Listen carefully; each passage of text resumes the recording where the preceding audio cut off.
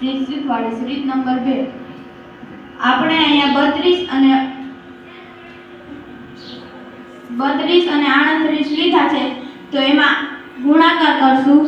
8 દુ 16, 16 ના 16 લખી નાખશું, 3 માં 1 ઉમેરતા 4, 4 કેરીને 12, તો આનો જવાબ મળશે 12 અને 16।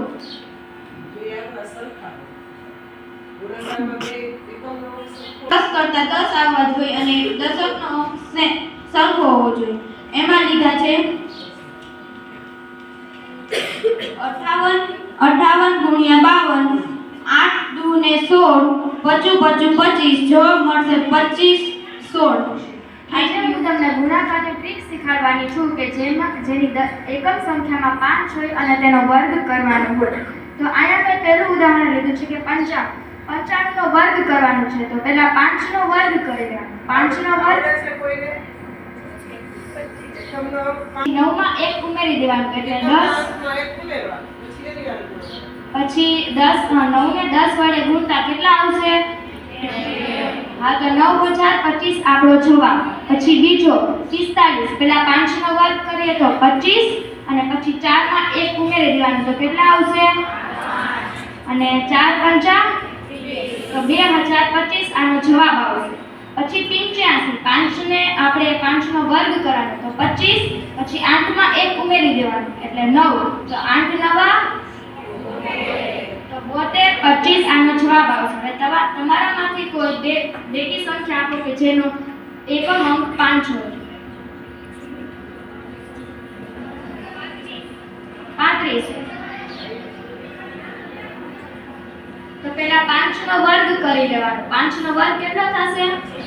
25, પછી 3 માં 1 ઉમેરી દેવાનો એટલે 4 અને 3 નવા 3 ચોક એટલે 1225 આવશે જવાબ। અમારા માર્ગદર્શક શિક્ષક વર્ષાબેન, વંદનીય ગુરુજનો તથા મારી સાથે અભ્યાસ કરતી મારી વાલી વિદ્યાર્થીની બહેનોને મારા જય શ્રી કૃષ્ણ। મારું નામ ચાવડા તુલસી છે, હું ધોરણ 9 માં અભ્યાસ કરું છું। તો આપણે બધા જાણીએ છીએ કે ગણિત બહુ કંટાળાજનક વિષય છે, તો તેને રસપ્રદ બનાવવા આજે હું તમને કંઈક નવી વર્ગની ટ્રીક શીખવીશ। આપ તેને શાંતિપૂર્વક સાંભળો તેવી મારી વિનંતી। ટ્રીક નંબર 1, ગમે આપણે મોટી સંખ્યા લઈએ જેનો આપણે વર્ગ ન આવડતો હોય કે અને તેનો ગુણાકાર આપણાથી થાય તેમ ન હોય, કે જેનો એકમનો અંક 5 ન હોય। આપણે અહીં લીધા છે 64, 64, આપણે તેનો વર્ગ કરવો હશે તો પહેલા એકમનો અંક 4 છે, 4 નો વર્ગ કરતા આપણને મળશે 16, 16 લખીશું ને 6 નો વર્ગ કરતા આપણને મળશે 36, આપણે ત્યાં 36 લખીશું।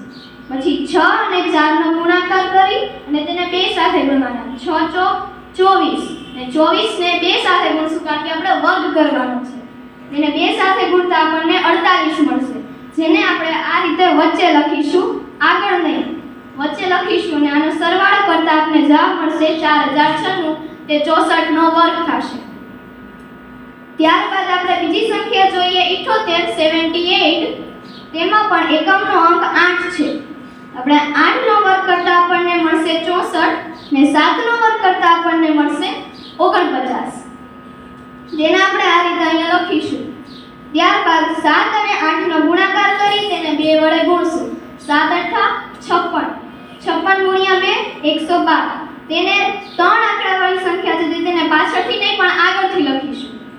તેનો સરવાળો કરતા આપણને જવાબ મળશે 6084, આ 78 નો વર્ગ થશે। હવે તમારામાંથી કોઈ એક સંખ્યા આપો કે જેનો વર્ગ કરવાનો હોય અને એકમનો અંક 5 ન હોય। 66,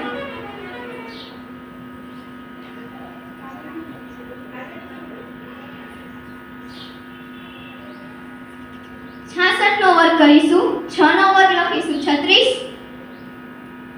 અહીંયા પણ 6 છે એટલે 36, આ બે નો ગુણાકાર કરીશું, 6 36 અને 36 ગુણ્યા 2 કેટલા થશે કોઈને ખબર છે? 36 ગુણ્યા 2 72, 72 આપણે વચ્ચે લખી દઈશું।